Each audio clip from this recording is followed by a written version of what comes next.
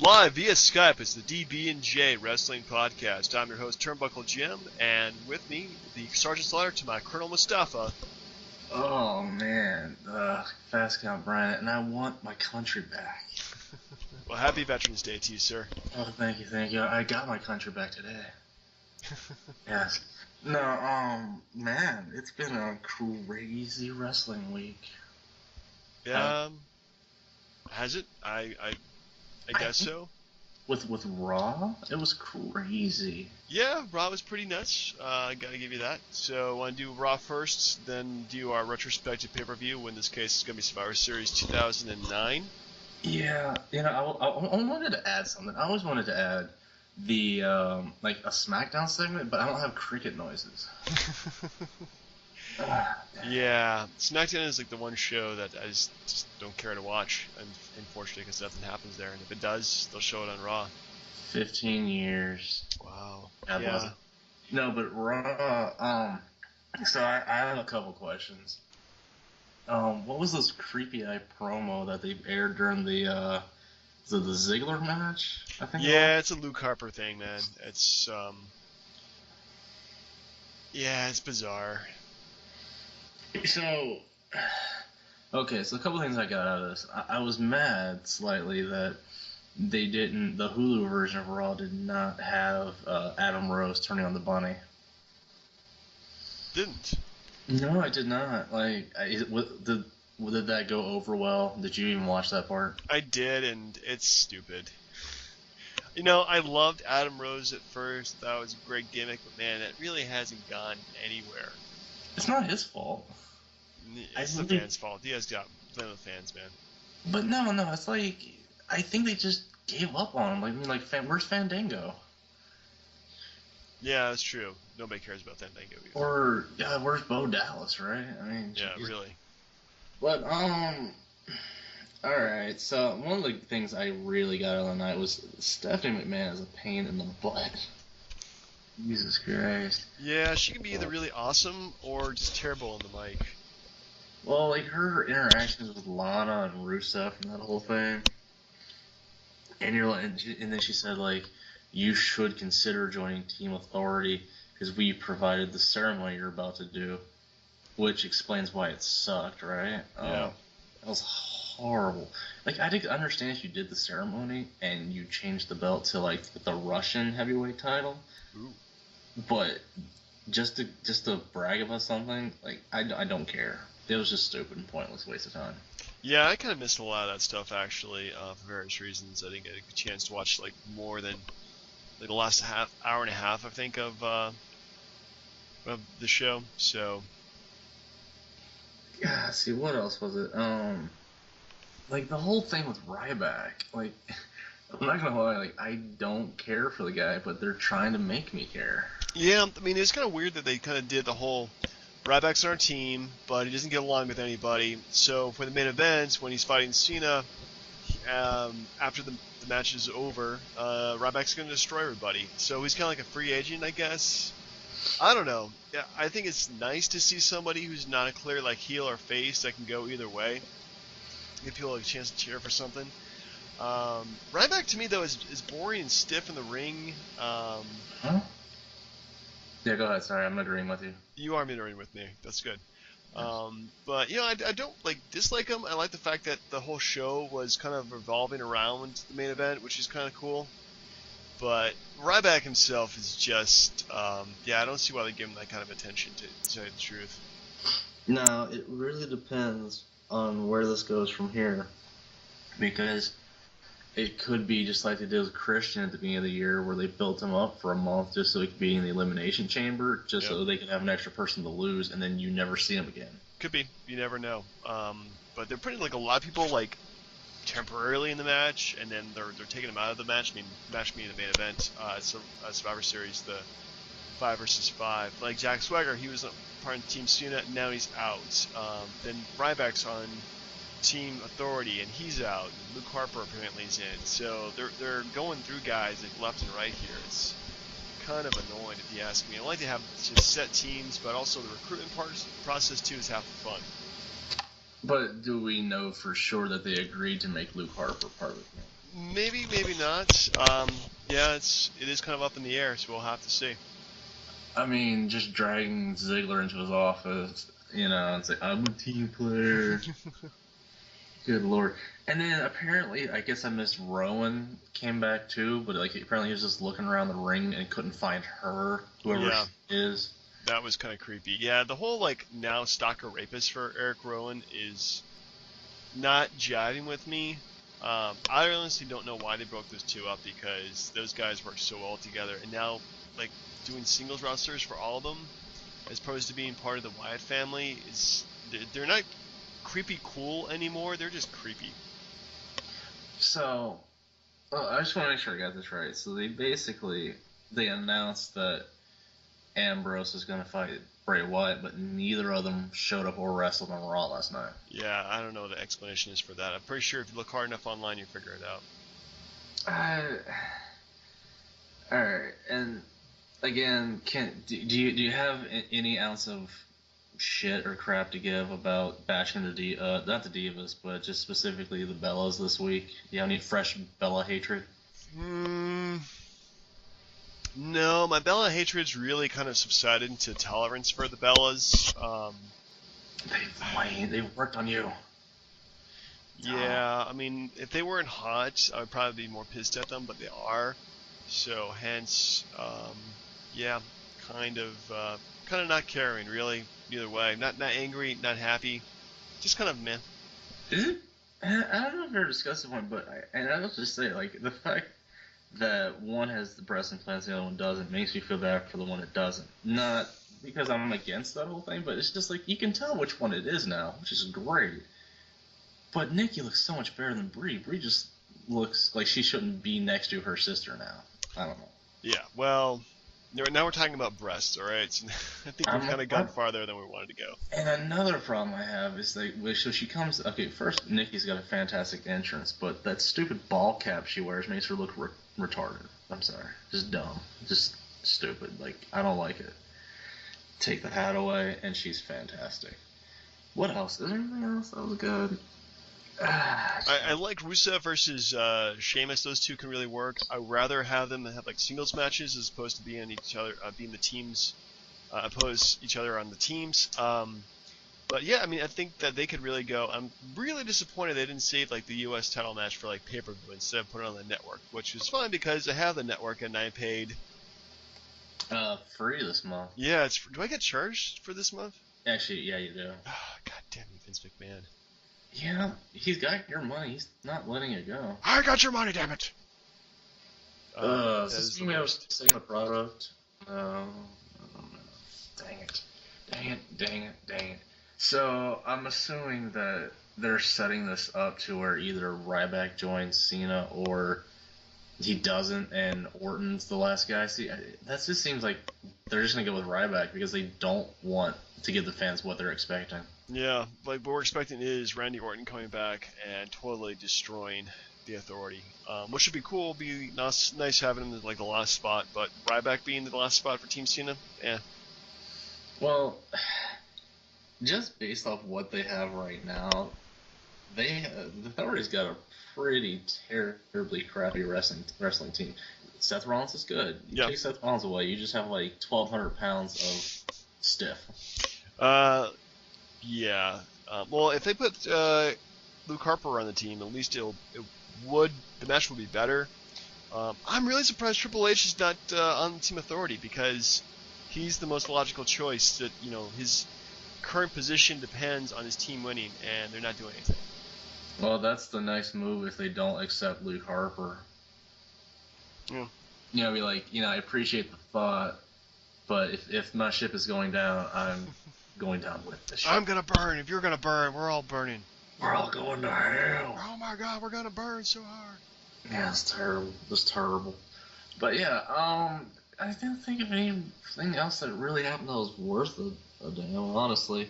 Yeah, I'm not a big fan of the Raw. I'm gonna give it a C+.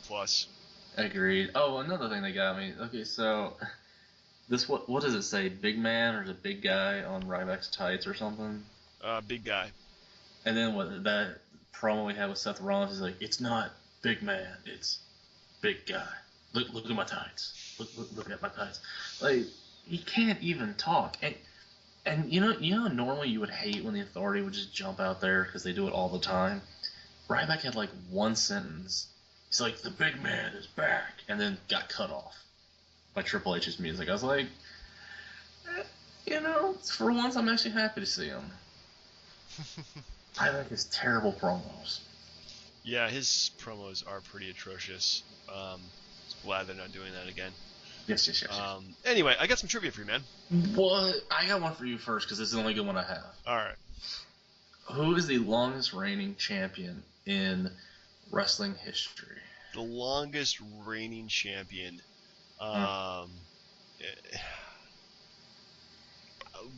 That's a pretty broad question. Are we talking about like of all of wrestling? Professional wrestler, of course. Professional wrestling. Lou Thez? Oh, I didn't think you'd guess on that. I didn't think you'd give me that guess. Anything else? Buddy Rogers? No. Man. Man. Bruno Sammartino? See, that was the guess I was thinking you were going to give me, but no, it's the Fabulous Moolah. Really? Yeah, she was women's champion for 27 years.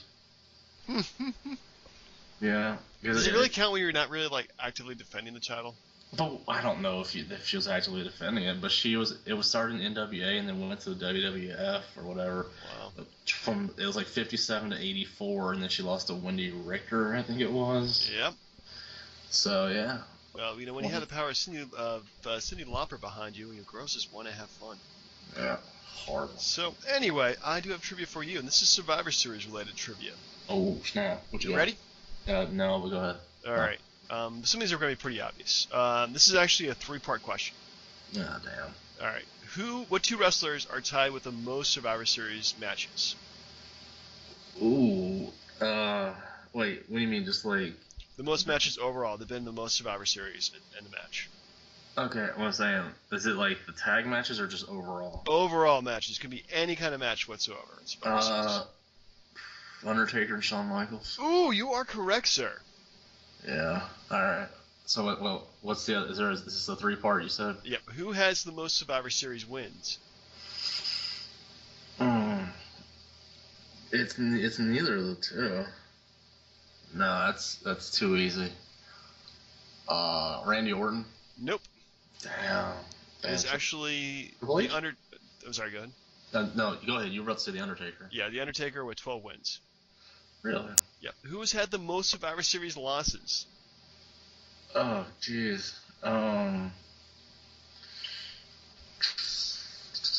Triple H? No. Shawn Michaels? It is Shawn Michaels, yes, with 10 losses. Good lord. I kept thinking about that stretch where he didn't even wrestle for those years.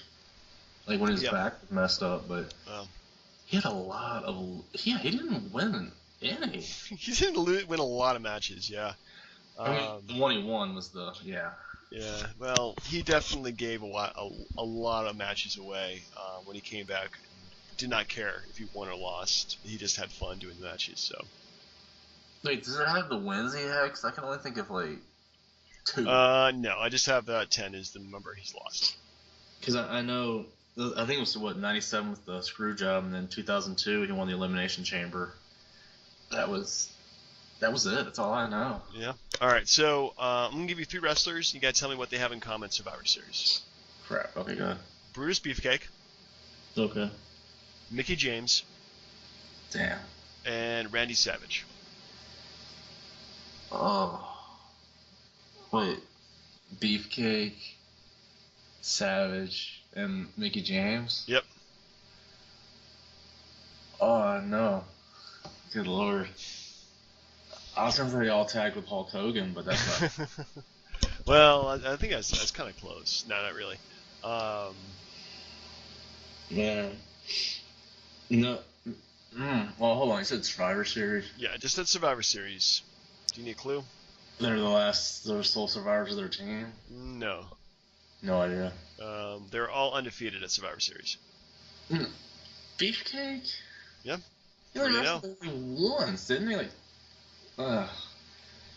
Yeah, it's got like a minimum of like a few. I know Mickey James is won like 2 or 3, but my God, that's All right.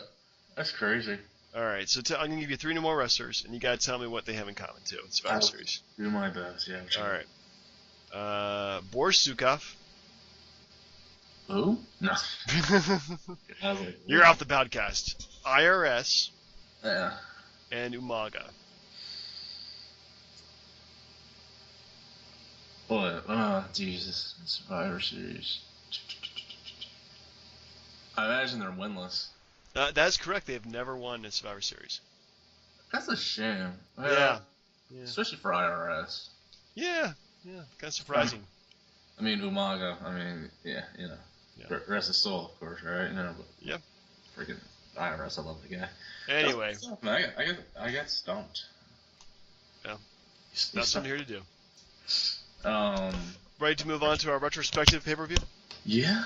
All right, this is the one that you picked. This is WrestleMania Survivor Series 2009. Interesting choice. Well, I'm sorry?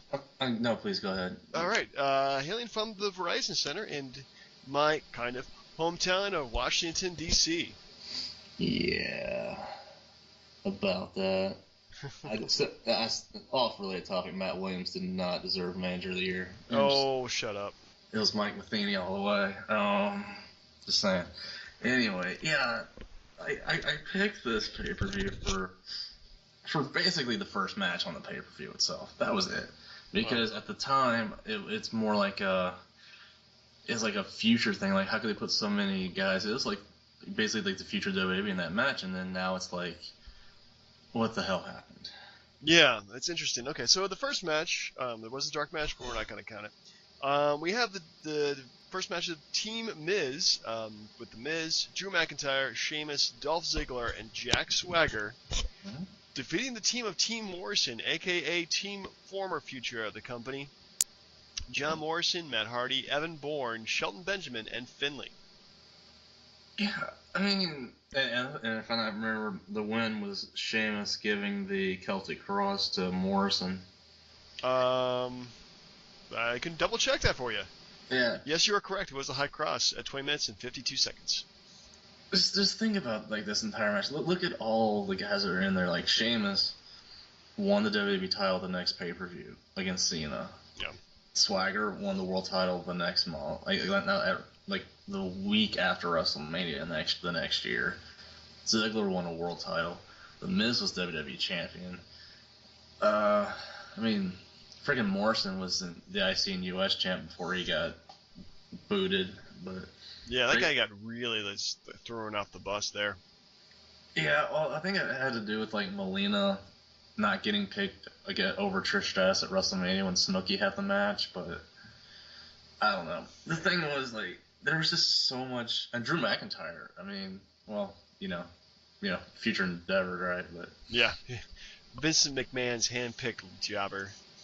It's crazy, like that they had so many unproven, not say unproven, but like up and coming guys in the same match, and I thought that was like again the future of the company, and for the most part, it's been lukewarm because like some of them like Sheamus and Miz got all the way up there. Yeah. Ziggler struggled with it. Morrison had it. Shelton Benjamin never had it. Yeah, I mean those guys. I mean they came like this is pretty much like the match of like the upper mid cards. But overall as a match itself, I thought it was pretty decent. All these guys were pretty decent wrestlers and gave a pretty good show. So good way to start it up. But it is kind of weird. It's the whole symbolism. Like all these guys, like Morrison, Hardy, Bourne, Shelton Benjamin, and Finlay. Well, Finlay's still around as like an agent, but everybody else is just gone to their wayside, really. Evan Bourne had such a good push. I mean, he beat Jericho on a pay-per-view, and then like he gets injured, gets busted twice for drug suspensions, and then he gets fired, and you never see him again. Yeah. There you go. Like, one thing that got me is like if you pay attention to Drew McIntyre, his finisher is exactly like Dean Ambrose, the Dirty Deeds or whatever. Which one? The old one or the new one? The double heart hook DDT? Yeah. It looks exactly like the one that Dean Ambrose uses now. Huh. But maybe Dean Ambrose is the new future of the company. As long as it's not the new future endeavor. Jesus. Yeah. There's so much Anyway, potential in that match. So much. Yeah, I'm done. I'm done lamenting. Let's move on. let's move on. All right, so we have the next match, which is Batista defeating Rey Mysterio by referee stoppage, which is just a freaking shame. Let him wrestle. Yeah, I went back and watched the match again because you said your expectation wasn't what you thought it was not anywhere close to what I thought of it.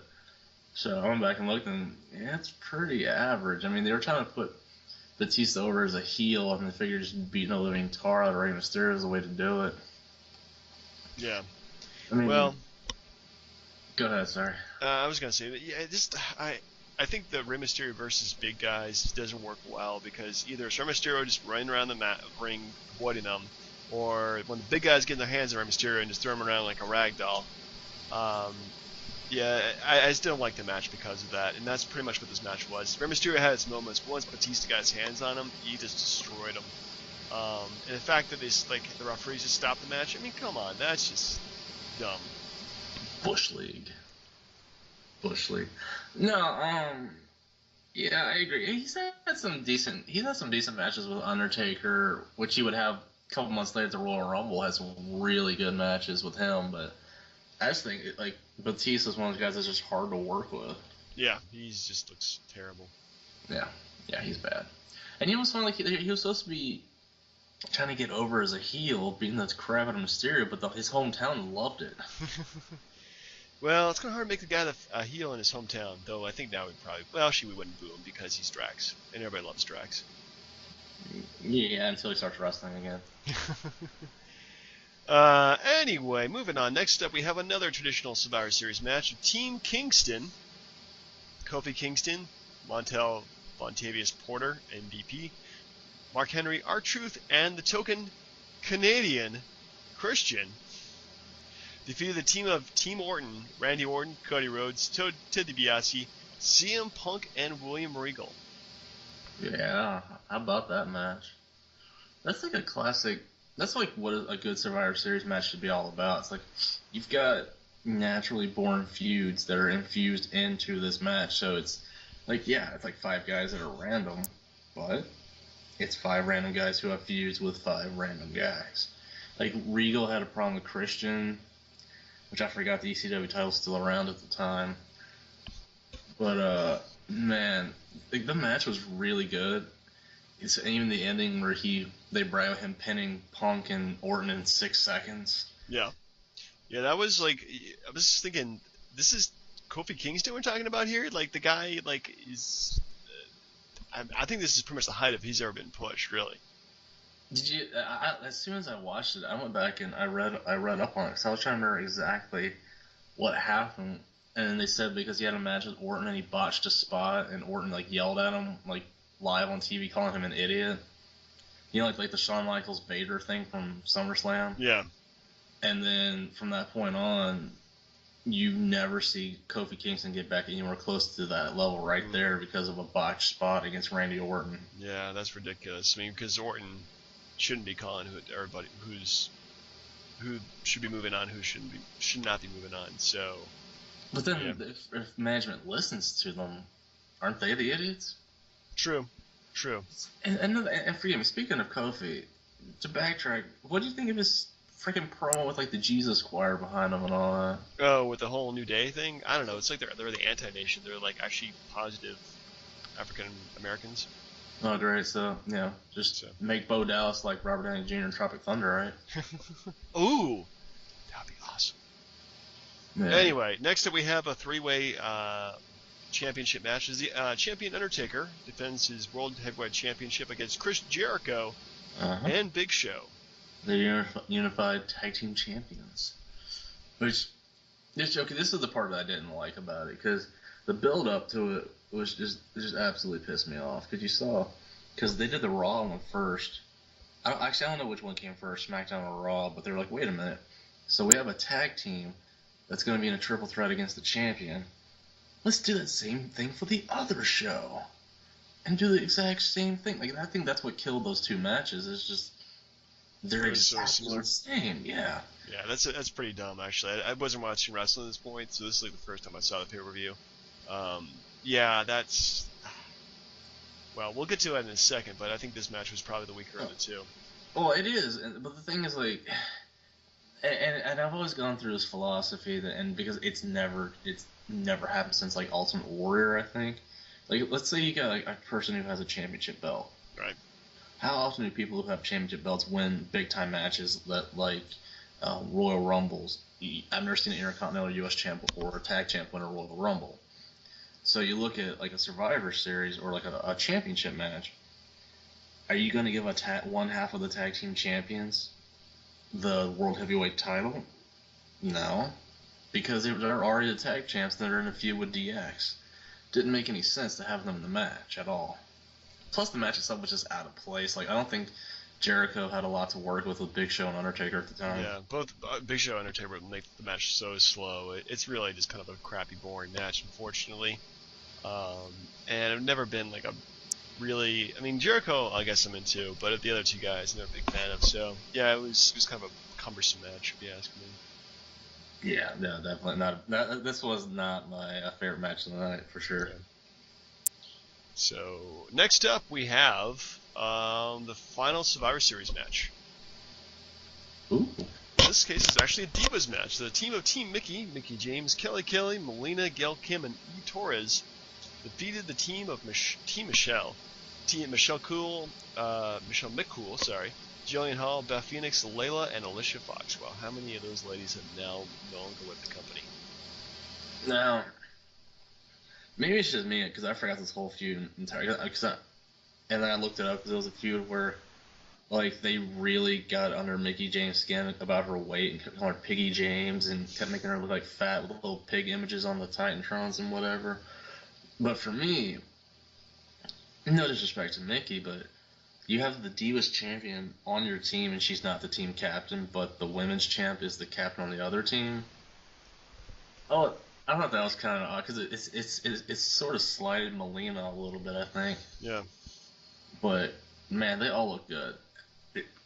But there's a funny part. Did you notice how when they all came out of the ring, how like when they all get in the ring, they all try to position themselves where you can see each one of them on camera doing their little struts and poses? Yeah, I noticed that. That was kind of interesting. Look at me. Look at me. No, get out of the way. Look at me. It was hilarious, but nothing really just to go home about, except for think about how many of those people are still here now. Like what, Layla? Let's see here. We have James, no. Kelly, no. Layla, Alicia Fox.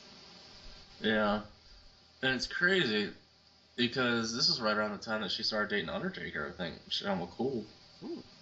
Yeah, and Beth Phoenix had Edge's baby like last year, so she's set. Other than that, this match is just it's like a Divas match on Raw now. It's kind of like get a couple spots, you're out there like in 2 minutes. Yeah, it went by pretty fast actually, which was pretty much the only merciful thing about the match. I guess indeed. All right, so we come to our main event, which is John Cena defending his championship belt, WWE Championship, against Triple H and Shawn Michaels, the team of D-Generation X. Yeah. And again, this is another problem that I have because as DX, you weren't going to put the belt on either Triple H or Shawn Michaels. Nope. I mean, once you broke them apart, sure. But at that time, no. Which kind of killed it for me. I know this is probably not one of the better Survivor Series that could have been picked, but I just thought that first match spoke a lot about the company itself. But my God, like, you knew Cena was going to walk out with the belt. It was just how much damage DX did to themselves. Yeah. So that itself was okay. I did like the sweet chin music as soon as the match started. Yeah, and I like the fact that Cena looks at it and he's just like, "What the hell did I get myself into?" Shawn Michaels has gone insane. And like, Shawn Michaels is vintage Shawn Michaels who will stab you in the back. So I like that. I like that match overall. I think it was pretty good. But yeah, you didn't see either one of those guys win the match. Which is a shame. You know, poor Triple H. He always wanted to win another championship. Yeah, it'd be nice to give him more championships than, say, John Cena. But well, he's still young. He still has some chances. We'll see. How would you rate this pay-per-view overall?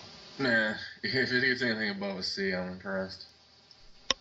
I gotta be honest with you, man. I am giving it a C. It wasn't really bad, but it wasn't great either. It didn't. I wouldn't. I'd be really mad if I paid money for it. To tell you the truth. Yeah.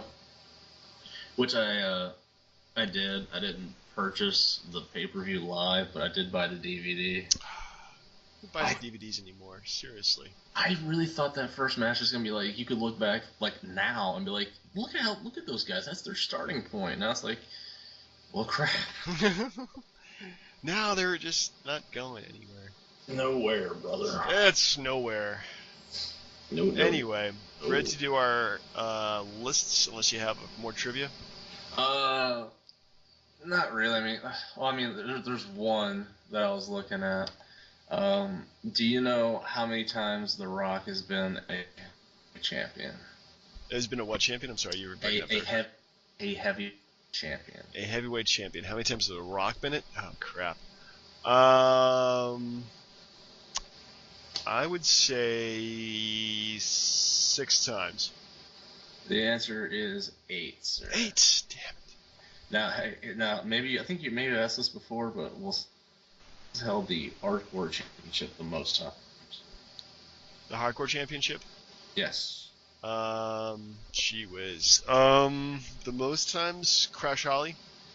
No. Did you want more guesses? If it's not Crash Holly, then it's probably, trying to think who that would be.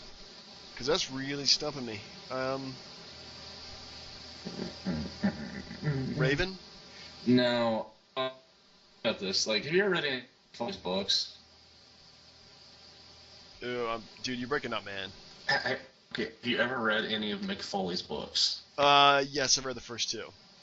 Do you know, like, the one guy he continually bashes all the time? Al Snow? That's your answer, sir. Oh, really? Al Snow, yes. And Job Squad, really, representing. Oh, God, yeah, damn right. Alright, so, top 5, sir. Top 5 Survivor Series matches. Actually, I didn't get a chance to go back and watch my, the matches I chose except for one, so pretty much went by, memory in this one. For the most part. I did go back and watch one match, which actually I was glad I put on my list. But since I'm being a gentleman, how about you go first? Oh yeah. I figured since we'll try to make this quick, I'm going to go with the one that we just talked about. Again because I liked the 2009 one, the one with Ziggler and Sheamus and all those guys in it. Again, that's the number 5 for me because. Again, I've never seen a match like that had so many like future up and coming guys in the same match, and they did pretty well. I mean, like Sheamus was freaking over as a bad guy at that point because he had just retired the Authority stooge Jamie Noble, and everyone delivered. Ziggler delivered, McIntyre, even old guys Matt Hardy and Mark Henry were still doing pretty well. Yeah. It's one of those matches like. Yeah, you wouldn't watch it all the time, but I was entertained by it, so I enjoyed it. Number 5 there. Alright, well my list doesn't really have an order to it so much that I'm just going to go ahead and list top 5 matches I really liked. So number 5, just because you need an order, from Survivor Series 2003, Team Bischoff, Chris Jericho, Christian, Randy Orton, Mark Henry, and Scott Steiner versus Team Austin, Shawn Michaels, Booker T, Rob Van Dam, and the Dudley Boys. Wow. Yeah. That's a good one. Yeah, well, I like the match because it had consequences if Team Austin lost, which they did. Austin had to leave Raw, which he did briefly, I think. And also, I mean, if you look at him, it's pretty much a who's who, except for Scott Steiner, and Mark Henry. Man. But other than that, I mean, all those guys can really deliver, and I mean, it was good. It's pretty much like the best Raw can offer, except for Scott Steiner and Mark Henry. Are we sure Mark Henry hasn't lost more than Shawn Michaels? I'm pretty sure. That's messed up. Shawn Michaels should just come back and wrestle Mark Henry and then just fix that. But man, no, that match was pretty good and fun because I remember that one. It was where Randy Orton beats Shawn Michaels, and then Shawn Michaels like stands in the ring with Austin and like just they start sobbing and crying and hugging or something because Something Austin's career was like that. I don't know. yeah. Like, and Austin just stood there in the ring and they just cheered him for like 10 minutes. And then he comes back, 3 weeks later, Sheriff Austin or something? Like, yeah. But the match itself was fantastic. Austin's team was too good to lose. It was crazy. But yeah, that is a great choice, sir. Thank you. Let's see. I went with a different one because I thought this one was freaking-tastic. This was 2013. This was the Shield with Swagger and Cesaro going against the Rhodes Brothers, Mysterio, and the Usos. Yeah. Yeah, I know. You probably should use that as the latest one as you like to do, but man, like this is that one where you really wanted the Shield to take on the Wyatts, and it almost happened, but they pulled back and made the Rhodes Brothers. I was a little disappointed with, but I mean they were already feuding over the tag team titles at the time, and the Authority was just getting their claws into these guys, and it was a fantastic match from beginning to end. Like, it's one of those matches that gets overlooked because it's not against the Wyatts or it's not against the Evolution, but like everybody delivered in this match. It was really good. Yeah, I gotta go back and watch it now. Thanks a lot. Oh, no problem, sir. All right. So my number 4. Yes. I'm gonna go with probably one of the most loaded matches. It's a 10-man tag team match, 10 on 10, from 1988. Are you ready? Is this all the tag teams? Yeah. Yeah, all the tag teams. So, Powers of Pain, Warlord and the Barbarian, the Rockers, Shawn Michaels and Mario Jannetty, the British Bulldogs, Davey Boy Smith and Diamond Kid, and the Hart Foundation, Bret Hart and Jim the Anvil Neidhart. So that's like, 3 of my favorite tag teams in that era. And the Young Stallions, Jim Powers and Paul Roma, defeated Demolition, Axe and Smash, the Brainbusters of Arn Anderson and Tully Blanchard, the Bolsheviks, Nikolai Volkov and Boris Zukov, the Fabulous Rougeaus of Jacques and Raymond, and the Conquistadors, Uno and Dos. Man, I love the Conquistadors. They were brief. number one tag team all time. Yeah, but what'd you like about it? I just like the fact that they did it's kind of a gimmick match, and then it's like 40 minutes long. But I like it because instead of doing breaking down the tag teams and putting them with singles wrestlers, they're doing a tag team versus tag team. And man, because the fact that they can do 10 tag teams, and at least I'd say about 60% of those guys are pretty quality teams from what I remember. That was cool that they were able to do that in that era. Yeah, you're right, because the year after this, they did one where it was Hogan and Jake the Snake and Bret Hart and Hacksaw were on a team, I think, and they just broke up all the good tag teams. But yeah, no, this, I mean, holy crap, 40 minutes and 10 tag teams. Oh, yeah, how can you go wrong, sir? I don't know, maybe throw an extra tag team on both sides, and then things get really crowded. Yeah, no, but that is what tag team would be left?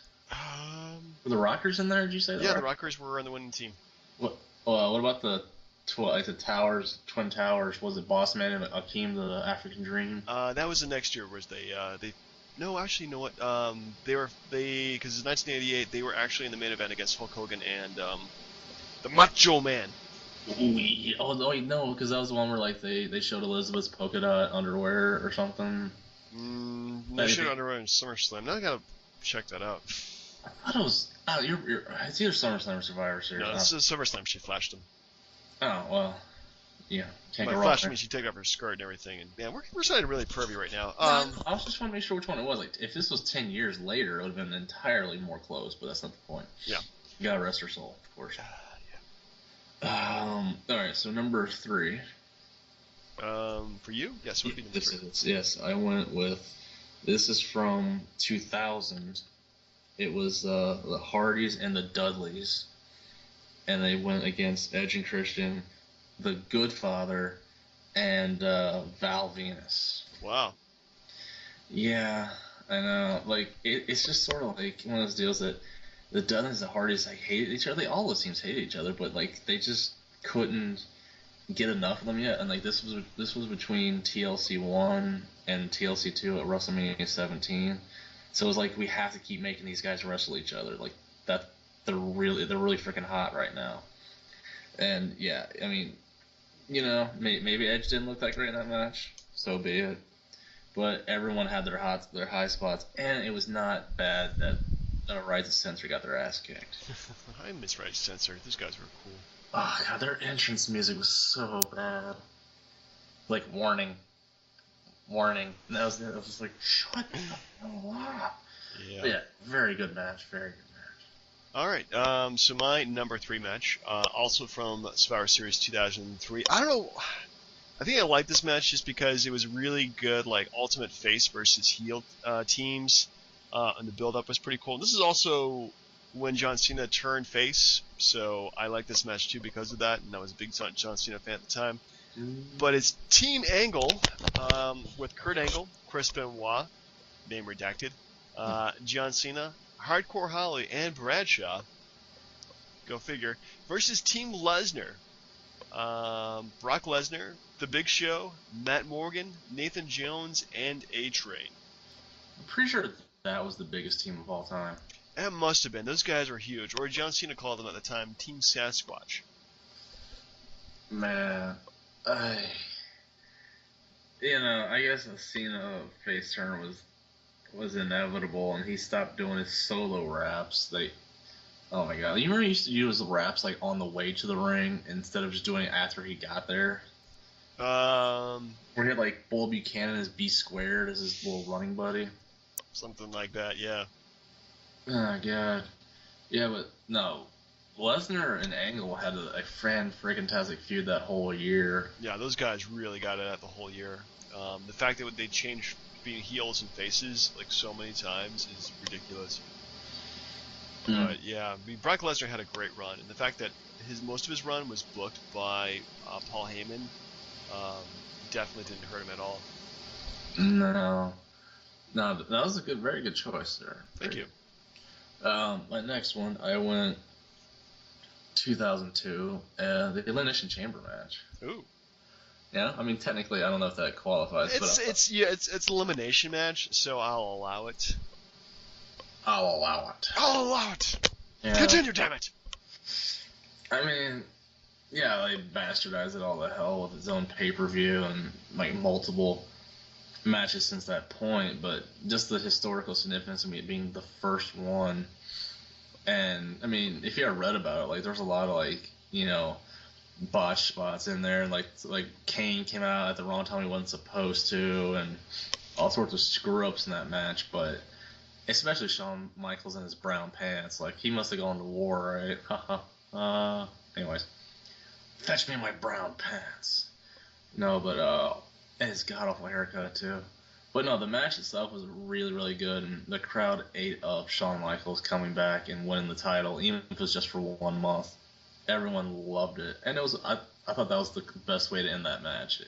And again, for historical purposes, I thought it was pretty good. Yeah. Well, I actually haven't seen that match. I'll take your word for it, and the fact they did something new and innovating is very cool. Yeah, I mean, there's a lot. It was insane. Like RVD took so many ridiculous bumps in that match. Oh, how that man is still alive is beyond me. Yeah. Bring him more weed. Yeah, pretty much. Anyway, so my number 2? Yes. And this is actually one match where I don't remember if I've seen this or not, but it kept on showing up on many top 10 lists, so I had to go back and watch it again tonight. And I was not disappointed. This match is freaking cool. Team SmackDown versus Team Raw. Team SmackDown, Batista, Rey Mysterio, and Randy Orton with Bobby Lashley and JBL. And Team Raw of Shawn Michaels, Kane, The Big Show, Carlito, and Chris Masters, Survivor Series 2005. Oh, yeah. So, yeah, this is, oh man, it was actually like a good match because it was nothing but the bragging rights between the two brands. And, of course, I forget who's what in this point in terms of heels and faces. I mean, I'm thinking Shawn Michaels probably a face, Batista, Rey Mysterio, faces, Randy Orton heel, maybe Bobby Lashley face, JBL heel. But it was cool seeing that kind of mix between faces and heels. They're fighting for their different brands, so it's all bragging rights. And the fact the announcers just get on each other's cases the entire time too. shows that they had real passion for this match and for just just the bragging rights between both brands. So makes me want to go back to brand extension. Oh my gosh, yeah. The build up to that was so freaking great. Like, just because they had a spot where Edge didn't want to wrestle somebody, so Bischoff like fake fired him from Raw. Then he goes to SmackDown to wrestle Batista, and then he comes out in street clothes with Lita. Batista's like all pissed off, and then Big Show and Kane come through the crowd and just beat the living crap out of Batista. It was a really good build up. I liked it because everybody on Raw was working together to trash SmackDown. Which, if I'm not mistaken, Batista was like the second one to lose. He was eliminated after Big Show and Kane gave him dual choke slams. Now, this is gonna sound pretty bad, but this is the match I want a beer bet with the commissioner over. Oh. Because I bet him that Bobby Lashley would be the first one eliminated. For the same reasons that most African Americans are the first ones to die in movies. You're being stereotypical here, but yeah, that's. And I apologize if it offends anyone, but my thought was, well, if they're generally the first ones to die in movies, he'll be the first one eliminated, and he was. So I felt pretty smart about that one. That was good. Good. Yeah, no, it's a really good match. I like that choice. I forgot all about that match actually. Damn. That's a good one. Yeah. Number one. Boom, boom, boom, boom, boom, boom, boom. Alright, I want to make sure I got these names right, because I'm pulling this out of memory, and if I screw it up, at least I tried. It's my favorite one of all time, and if you have not seen it, you need to watch it on the network, everyone, for free right now. Sign up and watch it. It was 1991. It was Flair, DiBiase, the Mountie, and the Warlord. And they went up against, it was Bulldog, Virgil, Roddy Piper, and Bret Hart. It was so freaking good. Like, there was so much, not heat, but, so much hatred in that match. Because, DiBiase just got the $1 million title back from Virgil. The fact that he lost it to Virgil Virgil's a terrible, terrible wrestler. If anyone remember that time, he's horrible. But what? Hart had a feud with the Mountie, freaking Coco Beware. Was it that say Coco Beware? Yeah, he was in the match for no reason. There was just so much ridiculousness, but the match itself was so entertaining, and Flair was getting that initial push as the real world champion. He held the digitized tag team title belt in his hand. Something like that, yeah. Yeah, but man, the amount of really great wrestling talent in that ring, it's entertaining from beginning, and there's no boring spot, even though there's 23-year-old match. It's freaking amazing. And then Flair wins it at the end with everyone else getting counted out or disqualified because I guess for a count out reason, and Flair won. Really, really good match. Is there any other reason to win? Say what now? Anyway, moving on. Yeah, I'm sorry. So my number one. Yes. And this is number one for a couple reasons. But also this is my first WWF live event I went to. As far as I remember, that's probably true. Survivor Series 2001. Oh, you went to the Alliance? Yep, the Alliance versus Team WWF. I'm sorry, please go ahead. Well, while the rest of the pay-per-view is shit, not all of it, but most of it.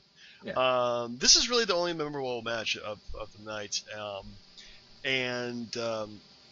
Looking back at it, it's kind of a crappy storyline because the Alliance was mostly with guys who had jumped from WWF to the WCW, ECW Alliance, which was just really kind of a crappy storyline that I hated. But this match at least was the blow-off match for that whole feud, and it was actually really, really good.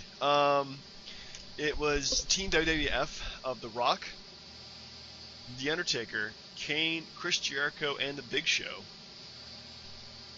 Man, they have so much talent that's still around. Yeah, Jesus. That actually is true, man. That's pretty freaking scary. Versus the Alliance of Steve Austin, Kurt Angle, Rob Van Dam, Booker T, and Shane McMahon. Let's see. So Shane was a WWF guy. Kurt Angle had just recently turned to the Alliance. Yeah. Yeah, no, the whole thing got me because like Vince McMahon killed it because like I remember like earlier in the pay-per-view he's like he always had like an ace in the hole or he guaranteed he was gonna win, and it was because he sent Kurt Angle into the Alliance as a spy to ruin Austin, and then which ended up turning Angle heel and Austin face the next day. But yeah, no, you're right. That feud needed to die. Yeah, it so needs to die, but at least have a great match, to blow up. Yeah. But yeah, that match was fantastic, and we're forgetting the amazing match where Edge beat Test to unify the U.S. title and the Intercontinental title. Oh, and then they broke them up again another year later. Yeah, it was those contests were stupid. Where it was like if WCW had won, Edge would have been the U.S. champ, but when WWF won, he was the Intercontinental champ. I don't know. It was some kind of the whole feud was really, really dumb and badly done. I have so many complaints, but end of the day, that was a good match. Good way to a pay-per-view. Yeah, no, I mean the WWF had to win, so it just blow it off, kill it, start over. That's it. Might as well. Yes. All right, so for next week, because we're still in Survivor Series season, I'm thinking we're gonna do something really stupid. Oh, really stupid. Really stupid. We're going to draft each of us. This is what I want to do. I don't know if you're totally into this. Oh, this is crap. No, I can go ahead. We always draft a team, like 5 versus 5 teams. So I'm going to say go from any era, but we can't have duplicates. So you can't have like one person on each side. Well, what if... Oh, yeah, you're fine. I mean, what there was like... Rocker Shawn Michaels against like DX Shawn Michaels. Yeah, I thought about that. It's still kind of dumb. Okay, fair enough. So, so draft teams, 5 wrestlers. Can be for anybody from wrestling. Can be from TNA. Can be from ECW. Can be from WCW. Don't care. And then we'll kind of simulate back and forth how the match is gonna go. Now, is there any other requirements? Like, because again, if let's say we both picked like 5 Hall of Famers. Who would be the ones to lose first? Because there's always going to be that guy that loses at the beginning. Yeah, I kind of thought about that, and you know what? There's no shame. Let's just see how it happens. I think that would take turns narrating the action. Yeah. And you just kind of see how it goes. Again, it's a really stupid idea. It's almost like, make-believe here, but I think it'd be fun. Yeah, well, what would help is if a storyline was built into it. Ooh, well, we would have to put the storyline into the narrative as we go along too. Well, yeah, because that way it'd be easier to figure out who's going to win, who's going to lose. I guess we could do that, or just kind of go back and forth in terms of pins and submissions. Okay. Or just count outs or whatever you want to do to. So what does the winning team get? Because I have creative control in my contract. They get bragging rights for another year. Oh man! Speaking of bragging rights, now I got nothing. Yeah, that sounds good. What's the retrospectives? It's your pick as well. Oh, it is. It is going to be the 1990 Survivor Series, with the Ultimate Survival match. They've been playing that on the network a lot recently. That's a great pay-per-view, except I think they have the Gobbledygooker. It is the Gobbledygooker. We can skip the Gobbledygooker, but everything else is golden. I mean, this is pretty much like the height of Hulkamania. Well, not say the height of Hulkamania, because Hulkamania is slowly dying at this point. But it's a great showcase of all the talent from that era. It's not even Ultimate Warrior's best show, because he sucked at that point anyway, and he was the champ. Well, cocaine and steroids would do that. Yeah, fair enough. Alright, good deal, sir. Alright, well, so we'll be doing that next week then. Yes, of course. Alright, well, that's all I got. Yeah, no, yeah. We're just falling apart, it seems, at the end here. It's fine. We really are. We're just like, well, that's the end of the show. Maybe we'll, I promise a more exciting cricket of a SmackDown review. Because, I mean, it comes on Hulu, so, I mean, it's like, you get, 60 minutes of SmackDown? That's easy. Yeah, we could totally do that. Well, maybe I'll try to watch SmackDown this week.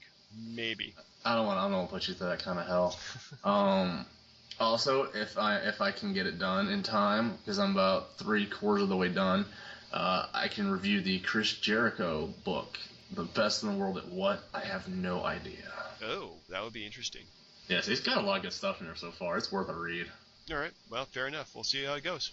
All right. Have a great week, sir. All right. Well, for the DB&J Wrestling Podcast, this is Turnbuckle Jim. Fast Count Bryant. And one last thing. Damn you, Chair Shot, for beating me at fantasy football. You jerky Eagles defense jerk. All right. Catch you later, man. Yeah.